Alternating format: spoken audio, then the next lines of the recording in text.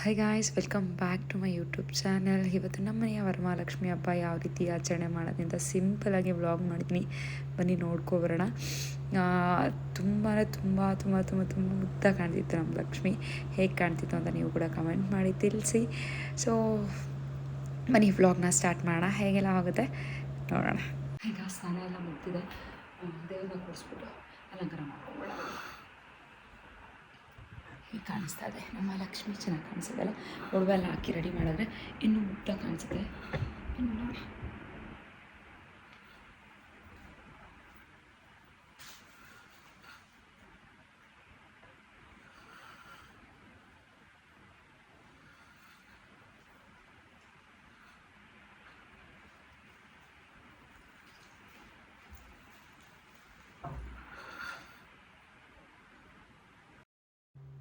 ನೀವು last vlog ನೋಡಿದರೆ ಗೊತ್ತಾಗುತ್ತೆ, ಕಂಟಿನ್ಯೂಷನ್ ವ್ಲಾಗ್ ಇರುತ್ತೆ. ಸೊ ನಾನು ಸ್ಟಾರ್ಟ್ ಮಾಡಿದ್ದು ದೇವ್ರಿಗೆ ಸೀರೆ ಉಡ್ಸೋಕ್ಕೆಲ್ಲ 12 ಸ್ಟಾರ್ಟ್ ಮಾಡಿದ್ದೆ. ಯಾಕಂದರೆ ನನಗೆ ಚಿಕ್ಕ ಮಗು ಇರೋದ್ರಿಂದ ಅವ್ನು ಮಲಗಿದ ಮೇಲೆ ಸ್ಟಾರ್ಟ್ ಮಾಡೋಣ ಅಂತ.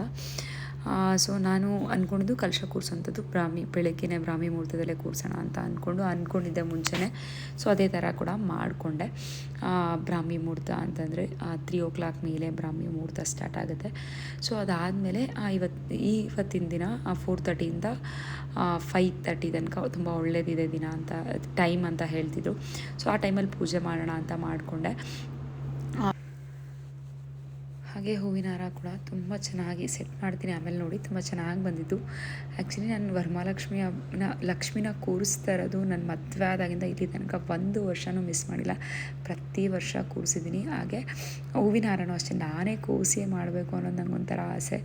ನನಗೆ ರೆಡಿ ಎಷ್ಟೇ ಚೆನ್ನಾಗಿರುತ್ತೆ ಅಂದರೂ ನಂಗೆ ಅಷ್ಟೊಂದು ಸಮಾಧಾನ ಅನಿಸಲ್ಲ. ಈ ಸತಿ ಅಮ್ಮ ಕೋಸ್ಕೊಟ್ರು. ನಾನು ಸ್ವಲ್ಪ ಕೋಸಿದೆ. ಅದರಲ್ಲೂ ನಾನು ಮಾಡಬೇಕು ಅಂತ ಅಂದ್ಬಿಟ್ಟು ನಾನು ಲೋಟಾಸು ಮತ್ತು ರೋಸಸ್ ಎಲ್ಲ ಏನು ಹಾಕಿದ್ವಲ್ಲ, ನಾವೇ ನಮಗಿಷ್ಟ ಆದವ್ರಿಗೆ ನಾವೇನಾದರೂ ಮಾಡ್ತೀವಿ ಅಂದರೆ ಎಷ್ಟು ಖುಷಿ ಇರುತ್ತಲ್ಲ. ಹಾಗೆ ದೇವರು ಕೂಡ ನನಗೆ ದೇವ್ರ ಕೆಲಸ ಅಂದರೆ ಎಲ್ಲಿಲ್ಲದೆ ಇರೋ ಎನರ್ಜಿ ಬಂದ್ಬಿಡುತ್ತೆ. ಏನೋ ಒಂಥರ ಅದು ದೇವ್ರನ್ನ ಯಾರು ತುಂಬ ಬಿಲೀವ್ ಮಾಡ್ತಿರಲ್ಲ ಅವ್ರಿಗೆ ಮಾತ್ರ ಅರ್ಥ ಆಗುತ್ತೆ. ನೋಡ್ಬೋದು ನಮ್ಮ ಲಕ್ಷ್ಮಿ ಹೀಗೆ ರೆಡಿ ಆಗಿದೆ. ಸೊ ಚೆನ್ನಾಗಿ ಕಾಣಿಸ್ತದೆ ಅಂತ ಅನಿಸಿದೆ ನನಗೆ. ಸೊ ಯೆಲ್ಲೋ ಕಲರ್ ಹೂವು ಇಲ್ಲಿನ ಬೇಡವಾ ಅಂತ ಅಮ್ಮ ಬಂದಮೇಲೆ ಕೇಳಿಬಿಟ್ಟು ತೆಗಿತೀನಿ. ಕೆಳಗಡೆ ಎಲ್ಲ ಏನೂ ಇಡಲ್ಲ. ಅಡಿಕೆ ಬಾಳೆಹಣ್ಣು ಇಟ್ಬಿಟ್ಟು ಹಾಲು ನೈವೇದ್ಯಕ್ಕೆ ಇಟ್ಬಿಟ್ಟು ದೀಪ ಹಚ್ಬಿಡ್ತೀನಿ. ಆಮೇಲೆ ಕೆಳಗಡೆ ಡೆಕೋರೇಷನ್ ಮಾಡ್ತೀನಿ. ದೇವ್ರನ್ನ ಏನೂ ಹೋಗಲ್ಲ. ಎಲ್ಲ ಮಾಡ್ಕೊಂಡಿದ್ರೆ 5:45 ಪೂಜೆ ಮಾಡಬೇಕು. 4:15ಇಂದ 4:45 ಮಾಡೋಣ ಅಂದ್ಕೊಂಡೆ, ಆಗಲಿಲ್ಲ. ಸೊ ಬನ್ನಿ, ಹಿಂಗಾಗುತ್ತೆ. ಹಾಗೆ ದೇವರಿಗೆ ಒಡವೆ ಎಲ್ಲ ಹಾಕಿ ರೆಡಿ ಮಾಡಿಬಿಟ್ಟಿದೆ. ಗೆಜ್ಜೆ ವಸ್ತ್ರ ಹಾಕಿರಲಿಲ್ಲ, ಮರ್ತುಬಿಟ್ಟಿದೆ. ಸೊ ಆಮೇಲೆ ನೆನಪಾಯಿತು, ಎಷ್ಟೇ ಚಿನ್ನ ಎಷ್ಟೇ ಬೆಳ್ಳಿ ಹಾಕಿದ್ರೂ ಕೂಡ ಗೆಜ್ಜೆ ವಸ್ತ್ರ ತುಂಬ ಇಂಪಾರ್ಟೆಂಟ್ ದೇವರಿಗೆ. ಸೊ ಅದಕ್ಕೆ ಅದನ್ನು ಕೂಡ ಹಾಕೋತಾ ಇದ್ದೀನಿ ಈಗ, ಗೆಜ್ಜೆ ವಸ್ತ್ರ ಹಾಕಿ. ಹಾಗೆ ಮುತ್ತಿನ ಹಾರ ಅಥವಾ ಮುತ್ತಿನ ಓಲೆ, ದೇವ್ರಿಗೆ ಮುತ್ತಿನ ಏನಾದರೂ ಬಳಸಿದ್ರು ಕೂಡ ತುಂಬ ಒಳ್ಳೆಯದು ಅಂತ ಹೇಳ್ತಾರೆ. ಸೊ ನಾನು ಆದಷ್ಟು ಮುತ್ತಿನ ಹಾರನ ಹಾಕೋಕ್ಕೆ ಟ್ರೈ ಮಾಡ್ತೀನಿ. ಆಗಿನ ಕಾಲದಲ್ಲೆಲ್ಲ ಮುತ್ತು ರತ್ನ ಹವಳ ಇಂಥದ್ದಕ್ಕೆ ತುಂಬ ಇಂಪಾರ್ಟೆನ್ಸ್ ಕೊಡ್ತಿದ್ರು. ಸೊ ಆ ಥರ ಏನೋ ನನಗೆ ಒಂಥರ ಸಮಾಧಾನ, ನಾನೆಲ್ಲೋ ಕೇಳಿದಂಥದ್ದು. ಸೊ ಅದಕ್ಕೆ ನಾನು ಅದನ್ನ ಫಾಲೋ ಮಾಡ್ತೀನಿ. ಮುತ್ತಿನ ಓಲೆ ಇರ್ಬೋದು ಅಥವಾ ಮುತ್ತಿನ ಸರ ಇರ್ಬೋದು, ಯಾವ್ದಾದ್ರು ಒಂದು ಹಾಕ್ತೀನಿ. ಫೈನಲಾಗಿ 5:05ಗೆ ಇನ್ನೂ ಒಂದು 5-10 ಮಿನಿಟ್ಸ್ ಇತ್ತು. ಸೊ ಅಷ್ಟರಲ್ಲೇ ಪೂಜೆ ಮಾಡ್ಕೊಂಬಿಡೋಣ ಅಂತ ಪೂಜೆ ಮಾಡ್ಕೋತಾ ಇದ್ದೀನಿ. ಕೆಳಗಡೆ ಎಲ್ಲ ಡೆಕೋರೇಷನ್ ಮಾಡೋದು ಇನ್ನೂ ಸ್ವಲ್ಪ ಬಾಕಿ ಇದೆ. ಜಸ್ಟ್ ಇರಲಿ ಈ ರೀತಿ ಅಂತ ಮಾಡಿದ್ದೀನಿ. ಇಲ್ಲ ಟೈಮ್ ಆಗಿಬಿಡುತ್ತಲ್ವ, ಪೂಜೆನ ಆರಾಮಾಗಿ ಮಾಡ್ಕೊಳ್ಳೋಣ ಅಂತ. ಸೊ ನನಗೊಂದು ಸ್ವಲ್ಪ ಅಮ್ಮ ಇದ್ದಿದ್ದಕ್ಕೆ ನಿಜ ಎಷ್ಟು ಹೆಲ್ಪ್ ಆಯಿತು ಅಂದರೆ, ಇಲ್ಲಾಂದರೆ ನಾನು ನಿಜ ಹೆಂಗೆ ಮಾಡ್ತಿದ್ದೋ ನನಗೆ ಅರ್ಥನೇ ಆಗಲಿಲ್ಲ. ಸೊ ನೈವೇದ್ಯಕ್ಕೆ ಅಂತ ಅಂದ್ಬಿಟ್ಟು ಸಜ್ಜಿಗೆನ ಮಾಡ್ಕೊಂಡಿದ್ದೆ. ಸಜ್ಜಿಗೆ ಮಾಡಿ ಅದಾದಮೇಲೆ ಪೂಜೆಯನ್ನು ಮಾಡಿಕೊಂಡೆ. ಅಮ್ಮವಾಗಲಿ ನೀರು ಹಾಕಿ ರಂಗೋಲಿ ಹಾಕಿ ಆಚೆ ಕೆಳಗೆ ಹಾಕ್ಬಿಟ್ಟು ಬಂದುಬಿಡ್ತೀನಿ. ಒಂದು 5 ನಿಮಿಷ ವೆಯ್ಟ್ ಮಾಡು ಅಂತ ಅಮ್ಮ ಎಲ್ಲ ಮಾಡ್ಕೊಂಡು ಬಂದು ಈಗ ದೇವರಿಗೆ ಅಭಿಷೇಕನ ಮಾಡ್ಕೋತಾ ಇದ್ದೀನಿ. ಆದಷ್ಟು 5:40 ಅಷ್ಟರಲ್ಲೆಲ್ಲ ಮುಗಿಸ್ಕೊಂಬಿಡೋಣ ಅಂತ ಮಾಡ್ಕೋತಾ ಇದ್ದೀನಿ. ಸೊ ಎಷ್ಟಾಗುತ್ತೆ ಅಷ್ಟು ಮಾಡಿ ದೀಪ ಹಚ್ಚಿ ಕಡ್ಡಿ ಹಚ್ಚೋಂಥದ್ದು ತುಂಬ ಒಳ್ಳೆಯದು ಆ ಒಂದು ಟೈಮಲ್ಲಿ. ಅದಾದಮೇಲೆ ಮಿಕ್ಕಿದ್ದು ಎಷ್ಟು ಹೊತ್ತಿಗೆ ಬೇಕಾದರೂ ಮಾಡ್ಕೋಬೋದು. ಸೊ ನಾನು ದೀಪ ಹಚ್ಚಿ ಕಾಯೆಲ್ಲ ಒಡೆದುಬಿಟ್ಟಿದೆ. ಆಮೇಲೆ ಅಭಿಷೇಕ ಎಲ್ಲ ಮಾಡಿಕೊಂಡೆ. ಇಲ್ಲ ಅಂತಂದರೆ ಮತ್ತೆ ಲೇಟ್ ಆಗಿಬಿಟ್ರೆ ಕಾಯಿ ಒಡೆದು ನೈವೇದ್ಯ ಮಾಡಿಬಿಡೋಣ, ಆಮೇಲೆ ಇದನ್ನೆಲ್ಲ ಮಾಡ್ಕೊಳ್ಳೋಣ ಅಂತ ಮಾಡ್ಕೊಂಡಿದ್ದಂಥದ್ದು. ಇಲ್ಲಿ ಕುಂಕುಮಾರ್ಚನೆ ಕೂಡ ಮಾಡ್ಕೋತಾ ಇದ್ದೀನಿ. ಲಕ್ಷ್ಮಿ ಅಷ್ಟೊತ್ತಲ್ಲಿ ನನ್ನ ಹತ್ರ ವರಮಹಾಲಕ್ಷ್ಮಿ ಹಬ್ಬದ ಬುಕ್ ಇದೆ. ಸೊ ಅದರಲ್ಲಿ ಪ್ರತಿಯೊಂದು ವಿಧಾನ ಏನೆಲ್ಲ ಬೇಕು ಎಲ್ಲ ಕೂಡ ಅದರಲ್ಲಿದೆ. ಸೊ ಅದನ್ನು ನೋಡಿಕೊಂಡು ನಾನು ಮಾಡ್ಕೊಂಡಿದ್ದಂಥದ್ದು. ಮಾಡಿರೋವಂಥದ್ದು. ಫೈನಲಾಗಿ ನೋಡಿ ನಮ್ಮ ಮನೆ ಲಕ್ಷ್ಮಿ ಯಾವ ಥರ ಕಾಣಿಸ್ತಿದೆ ಅಂತ ಕಮೆಂಟ್ ಮಾಡಿ ತಿಳಿಸಿ. ನನಗಂತೂ ತುಂಬ ಖುಷಿಯಾಯಿತು. ಅದರಲ್ಲೂ ನನ್ನ ಮಗ ನಿಜ ಚಿಕ್ಕವನು ಎದ್ದು ಬಂದಿದ ತಕ್ಷಣ ಅವ್ರ ಅಪ್ಪನ ಹತ್ರ ಹೆಂಗಿದಮ್ಮ ಚಾಮಿ, ಸೂಪರಮ್ಮ, ಬಟ್ಟೆ ಸೂಪರಮ್ಮ ಚಾಮಿದು ಅಂತ ಹೇಳ್ತದ. ಎಷ್ಟು ಖುಷಿ ಸಿಗುತ್ತೆ ಅಂದರೆ ಅಂಥದ್ರಲ್ಲಿ. ಹಸ್ಬೆಂಡ್ ಅಷ್ಟೇ ತುಂಬ ಚೆನ್ನಾಗಿದೆ, ದೇವರು ಕೂತ್ಕೊಂಡಂಗೆ. ಅಮ್ಮಂಗೂ ತುಂಬ ಖುಷಿ ಆಯಿತು. ನನ್ನ ದೊಡ್ಡ ಮಗನೂ ಅಷ್ಟೇ ತುಂಬ ಚೆನ್ನಾಗಿದೆ ಅಮ್ಮ, ಸ್ಯಾರಿ ತುಂಬ ಚೆನ್ನಾಗಿ ಕಾಣಿಸ್ತದೆ ಅಮ್ಮ ಅಂತ ಹೇಳ್ದ. ಸೊ ರಾತ್ರಿ ಎಲ್ಲ ನಿದ್ದೆ ಕೆಟ್ಟು ಇಷ್ಟೊತ್ತಿಗೆ ಪೂಜೆ ಮಾಡಬೇಕು ಅಂತ ಮಾಡಿದ್ದಕ್ಕೂ ಒಂದು ಸಾರ್ಥಕ ಆಯಿತು ಅಂತ ಹೇಳ್ತೀನಿ.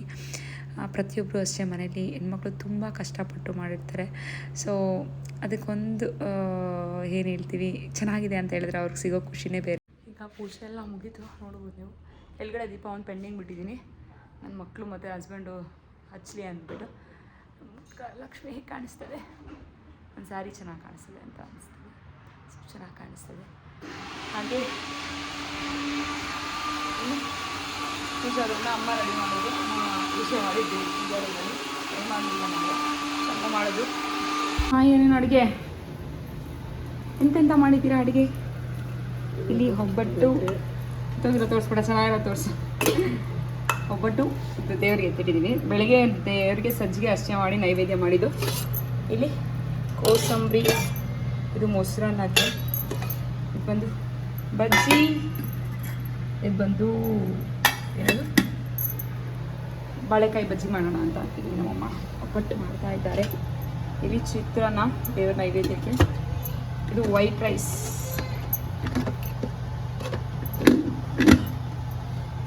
ಇದು ಹೂರ್ಣ ಸೇಮ್ ಗೊಜ್ಜು, ಇದು ಕಲಸಿರೋಂಥದ್ದು. ಕ್ಲೀನ್ ಮಾಡಬೇಕು, ಎಲ್ಲ ಅಡುಗೆ ಆಗಿದೆ, ಇನ್ನು ಕ್ಲೀನ್ ಮಾಡೋದಷ್ಟೇ ಕೆಲಸ. ಇನ್ನು ಪೂಜೆ ಮಾಡಬೇಕು. ಪೂಜೆ ಆಲ್ರೆಡಿ ಆಗಿದೆ, ನೈವೇದ್ಯ ಆದಮೇಲೆ ಪೂಜೆ ಮಾಡಿದೆ ಅಲ್ವಾ. ಹಾಗಾಗಿ ಇದು ಒಬ್ಬಟ್ಟು ರಸ ಗಮ್ಮಂತ ತಿನ್ನಬೇಕು ಅನ್ಸುತ್ತೆ, ಬಟ್ ತಿನ್ನಂಗಿಲ್ಲ. ಏನಮ್ಮ ಟೈರ್ಡ್ ಆಯ್ತಮ್ಮ? ಹೆಂಗೆ ಕಾಣಿಸ್ತಿದ್ದಮ್ಮ ದೇವರು? ಇಲ್ಲಿ ತಿರ್ಗಮ್ಮ, ಹೆಂಗೆ ಕಾಣಿಸ್ತಿದೆ ದೇವರು? ಸೂಪರ್ ಆಗಿದೆ. ನಮ್ಮ ಅಮ್ಮಂದು ದೇವ್ರದ್ದು ಮ್ಯಾಚಿಂಗ್ ಸೀರೆ. ನಮ್ಮ ದೇವ್ರಿಗೆ ಇನ್ನೂ ನೈವೇದ್ಯ ಮಾಡಿಲ್ಲ, ಬಟ್ ನಮ್ಮನೆ ಗಂಡ ದೇವ್ರು ತಿಂತೈತೆ ಆಲ್ರೆಡಿ. ಚೆನ್ನಾಯ್ತಮ್ಮ? ನನ್ನ ಮಗ ಏನು ಹೇಳ್ದ ಗೊತ್ತಾ, ದೇವ್ರು ನೋಡಿದ ತಕ್ಷಣ, ಅಮ್ಮ ಚಾಮಿ ಹೆಂಗಿದೆ, ಚಾಮಿ ಹೆಂಗಿದೆಮ್ಮ? ಹಾಂ, ಸೂಪರಾ? ದೇವ್ರು ನೋಡಿದ ತಕ್ಷಣ ಸಖತ್ ಖುಷಿ ಆಗ್ಬಿಡ್ತು. ಕಾಣಿಸ್ತಿದೆ ನಮ್ಮ ಲಕ್ಷ್ಮಮ್ಮ. ಎಲ್ಲ ಪೂಜೆ ಮಾಡಿ ಹಚ್ಚಿದ್ದೀನಿ. ಈ ದೀಪನ ಪೆಂಡಿಗೆ ಇಟ್ಟಿದ್ದೀನಿ, ಇವ್ರು ಬಂದಮೇಲೆ ಹಚ್ಚೋಣ ಅಂತಂದ್ಬಿಟ್ಟು. ಸೊ ಈಗ ನೈವೇದ್ಯಕ್ಕಿಟ್ಟು ಎಲ್ಲದನ್ನು ಕೂಡ ಪೂಜೆ ಮಾಡ್ಕೋಬೇಕು. ಹೆಂಗೆ ರೆಡಿ ಮಾಡಿದ್ದೀನಿ.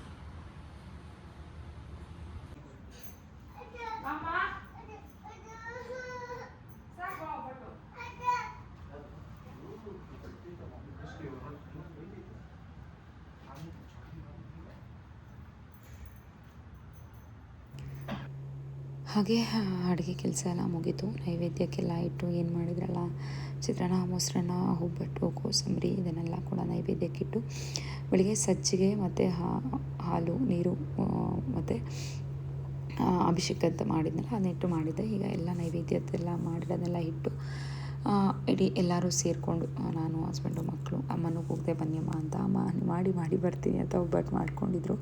ಸೊ ಪೂಜೆ ಮಾಡ್ತೀನಿ. ನನಗೆ ವರಮಹಾಲಕ್ಷ್ಮಿ ಹಬ್ಬ ಅಂದರೆ ತುಂಬ ಸ್ಪೆಷಲ್ ಅಂತಲೇ ಹೇಳ್ಬೋದು. ನಾನು ಹುಟ್ಟಿದ್ದು ಕೂಡ ವರಮಹಾಲಕ್ಷ್ಮಿ ಹಬ್ಬದ ದಿನಾನೇ.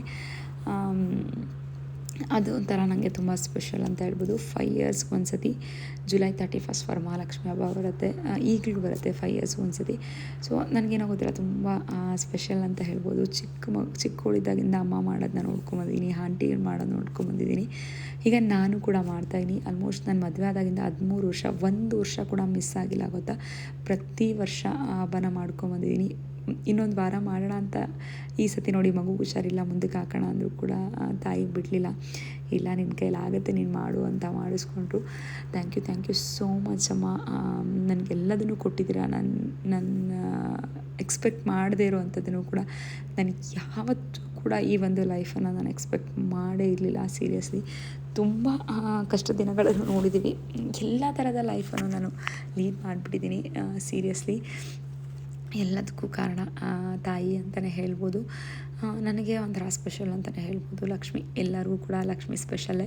ಸೊ ಅದರಲ್ಲಿ ನನಗೆ ಇನ್ನೂ ಒಂದು ಸ್ವಲ್ಪ ಸ್ಪೆಷಲ್, ಯಾಕಂದರೆ ಅವತ್ತೇ ನಾನು ಹುಟ್ಟಿದ್ದೀನಿ ಅಂತ ಅಂದ್ಬಿಟ್ಟು ಅಷ್ಟೇ. ನನಗೆ ಸಿಕ್ಕಿರೋವಂಥದ್ದೆಲ್ಲ ಕೂಡ ನಿನ್ನ ಬ್ಲೆಸ್ಸಿಂಗ್ಸ್, ಆ ದೇವರ ಬ್ಲೆಸ್ಸಿಂಗ್ಸ್ ಇಲ್ಲದೆ ಯಾವುದೂ ಆಗಲ್ಲ ಅಂತ ಹೇಳ್ತಾರಲ್ಲ. ನನಗೆ ಸಿಕ್ಕಿರೋವಂಥವ್ರು ಪ್ರತಿಯೊಬ್ಬರು ಕೂಡ ನನ್ನ ಒಂದು ಲಕ್ ಅಂತ ಹೇಳ್ತೀನಿ.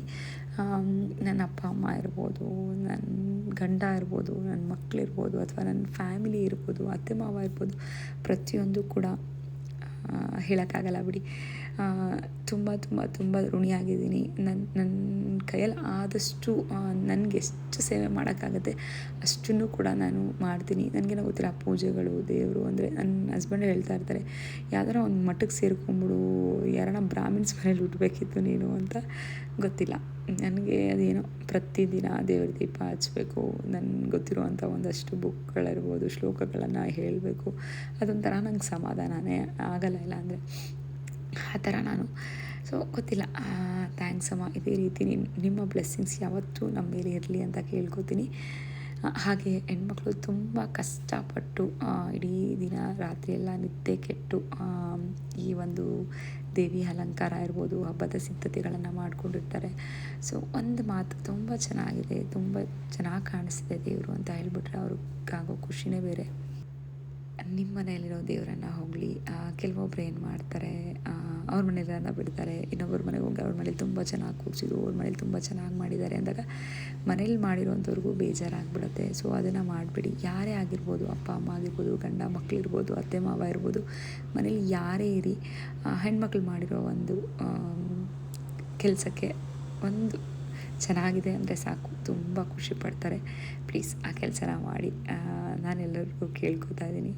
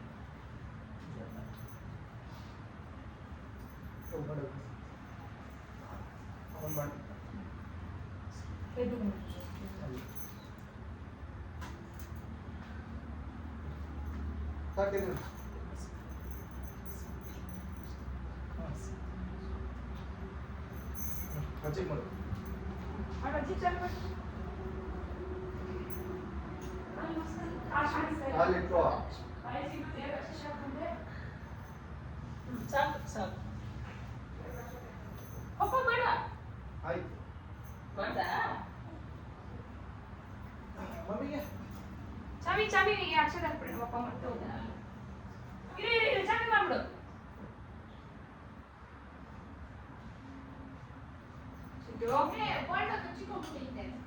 ನನಗೆ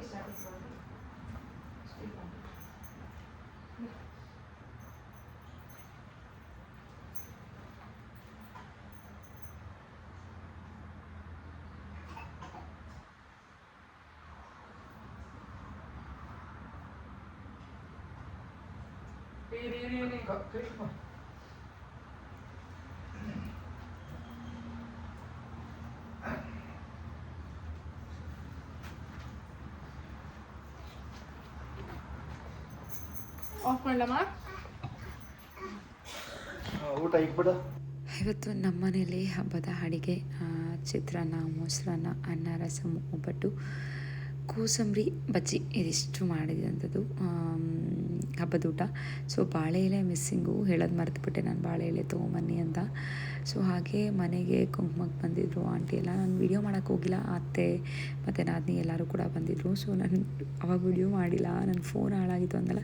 ಸೊ ಈಗ ಅಮ್ಮ ಮನೆಗೆ ಹೋಗ್ತಾ ಇದ್ದೀವಿ, ನಮ್ಮ ಚಿಕ್ಕತ್ತೆ ಮನೆಗೆ. ಸೊ ಅವಾಗ ಒಂದೆರಡು ಕ್ಲಿಪ್ಪಿಂಗ್ನ ತೊಗೊಂಡೆ. ಸೊ ಅವ್ರ ಮನೆಗೆ ಹೋಗಿ ಕುಂಕುಮ ಎಲ್ಲ ತೊಗೊಂಡು, ಅಮ್ಮನೂ ಕೂಡ ತುಂಬ ಚೆನ್ನಾಗಿ ತುಂಬ ಮುದ್ದಾಗಿ ಕೂರಿಸಿದ್ಲು ಲಕ್ಷ್ಮಿ. ಎಷ್ಟು ಚೆನ್ನಾಗಿದೆ ನೋಡಿ. ಪುಟ್ಟದಾಗಿ ನನ್ನ ಮಗ ಹೇಳ್ತದ, ನಿನ್ನ ಥರನೇ ಚಿಕ್ಕ ಪುಟ್ಟದಾಗಿ ಲಕ್ಷ್ಮಿನೂ ಕೂಡ ತುಂಬ ಚೆನ್ನಾಗಿದೆ ಅಂತ ಅಂದ್ಬಿಟ್ಟು.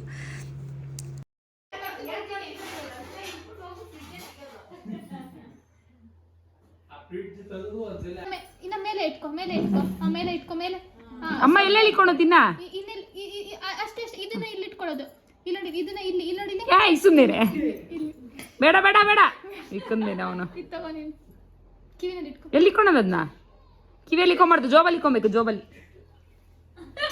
ಜೋಬಲ್ಲಿ ಅಲ್ಲ ನಮಸ್ಕಾರ ಇಲ್ಲ ಅಜ್ಜಿಗೆ ನಮಸ್ಕಾರ ಅಜ್ಜಿಗೆ ಚಾಮಿ ಮಾಡ್ಕೊ ಆಶೀರ್ವಾದ ಮಾಡಿ ಮಾಡೋದ ಒಳ್ಳೆ ಬುದ್ಧಿ ಕೊಡ್ಲಿ ಅಂತ ಅಜ್ಜಿಗೆ ಮಾಡೋದು ಬೆಳಗ್ಗೆನೆ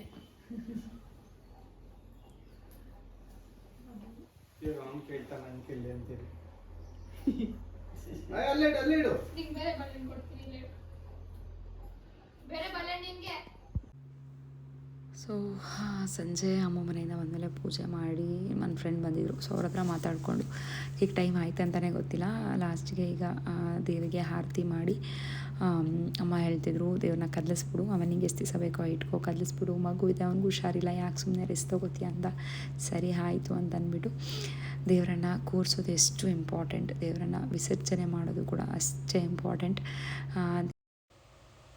ಆರತಿಯನ್ನು ಮಾಡಿ ಥ್ಯಾಂಕ್ ಯು ಸೋ ಮಚ್ ಅಮ್ಮ ಈ ಒಂದು ರೂಪದಲ್ಲಿ ನಮ್ಮ ಮನೆಗೆ ಬಂದಿದ್ದಕ್ಕೆ ಅಂತ ಕೇಳ್ಕೊತ ಈ ರೂಪದಿಂದ ಹೊರಗೆ ಬಂದು ಇನ್ನೊಂದು ರೂಪದಲ್ಲಿ ನಮ್ಮ ಮನೇಲಿ ನಿಲ್ಲಿಸು ಅಂತ ಕೇಳ್ಕೊತಾ ಬನ್ನಿ ಮುಂದಿನ ವರ್ಷ ಮತ್ತೊಂದು ಸತಿ ಇದೇ ರೂಪದಲ್ಲಿ ಬಾ ಅಂತ ಕೇಳ್ಕೊತಾ ಈ ವ್ಲಾಗ್ನ ಇಲ್ಲಿಗೆ ಎಂಡ್ ಮಾಡ್ತಾಯಿದ್ದೀನಿ.